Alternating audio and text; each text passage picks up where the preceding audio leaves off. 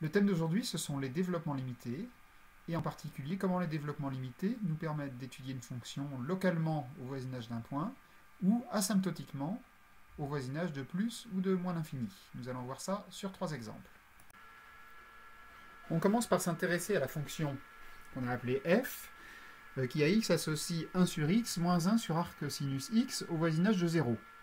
On peut d'ailleurs remarquer qu'il n'est pas évident que cette fonction soit définie en 0. Alors, eh bien, ce qu'il va falloir faire, bien sûr, c'est faire un développement limité de la fonction arcsinus. Alors, la bonne question à se poser pour commencer, c'est à quel ordre est-ce qu'il faut faire ce développement limité? Ce qu'on peut remarquer, c'est que le premier terme d'arcsinus, ça va être x. On sait que c'est un équivalent d'arcsinus au voisinage de 0.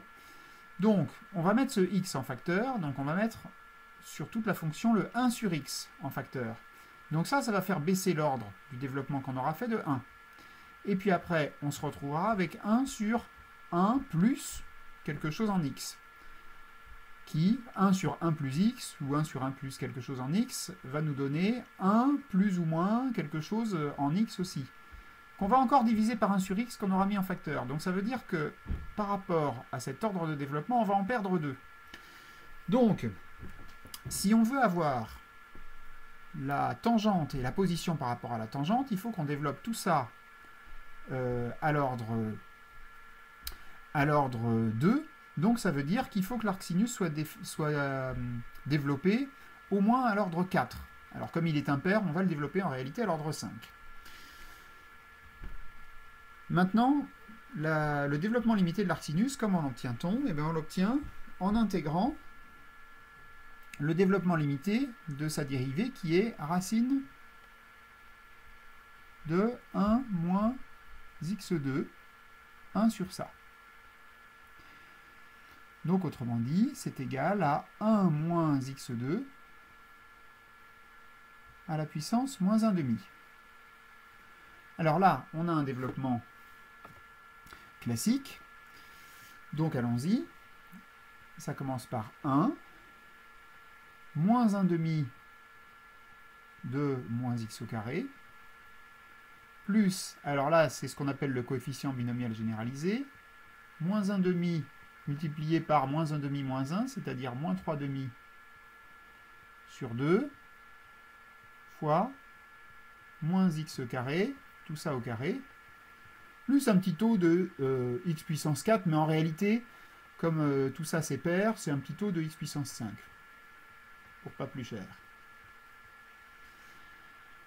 Donc, ça me donne 1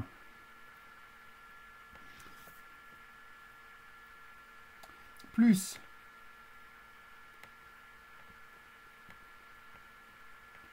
x au carré sur 2. Et puis là, on va avoir un plus 3x au carré à la puissance 4, pardon, 3x à la puissance 4 sur 8, et puis plus un petit taux de x à la puissance 5. Et donc l'arcsinus, eh bien, on peut intégrer terme à terme.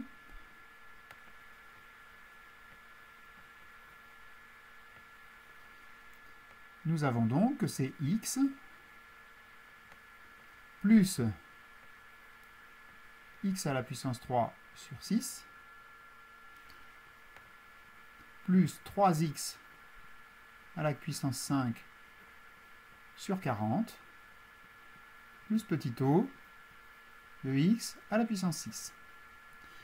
Nous avons donc le développement limité de l'arcsinus. Alors maintenant, on revient à notre fonction f. Eh bien, je vais, comme on l'avait dit, mettre en facteur 1 sur x. Ça va être 1 moins, et ici, 1 sur, je mets le x en facteur ici, donc ça va me faire 1 plus, je descends l'ordre de 1, x au carré sur 6, plus 3x à la puissance 4 sur 40, plus petit taux de x puissance 5.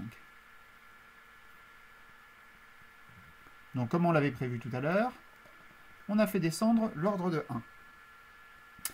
Maintenant, il va s'agir de développer ça. Donc ça, c'est 1 sur 1 plus quelque chose de petit. Donc il s'agit d'un développement qu'on sait bien faire. pour rendre les choses plus claires, nous allons poser u égale x au carré sur 6 plus 3x à la puissance 4 sur 40. Et u est bien quelque chose de petit quand x tend vers 0. Et donc là, on a quelque chose du type 1 sur 1 plus u.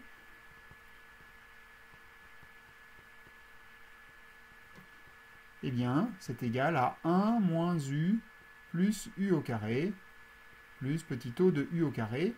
Et c'est bien à cet ordre qu'on aura besoin de développer pour avoir toutes les puissances 4. Au-delà, on est sur des puissances qui sont supérieures à ce qui nous intéresse. Allons-y. f de x est donc égal à 1 sur x. Alors on ouvre un grand crochet. 1 moins, et là une grande parenthèse. Donc ça va nous faire 1 moins x au carré sur 6 plus 3x à la puissance 4 sur 40, plus la même chose exposant 2,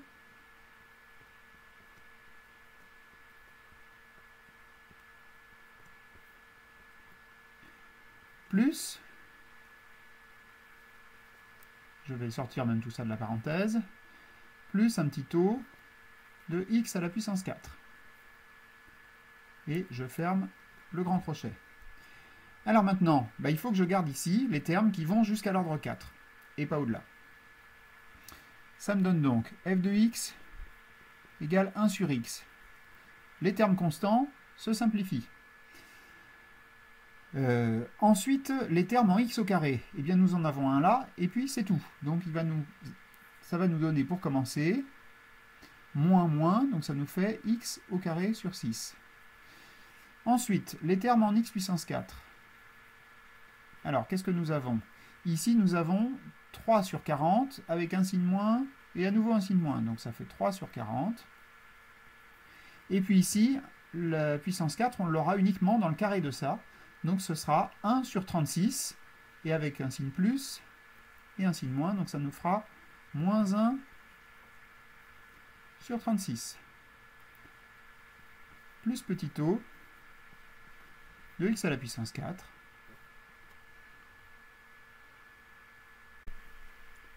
Ici, le dénominateur commun va être 360, donc ça fera 3 fois 9, 27 sur 360, moins 10 sur 360, donc 17 sur 360.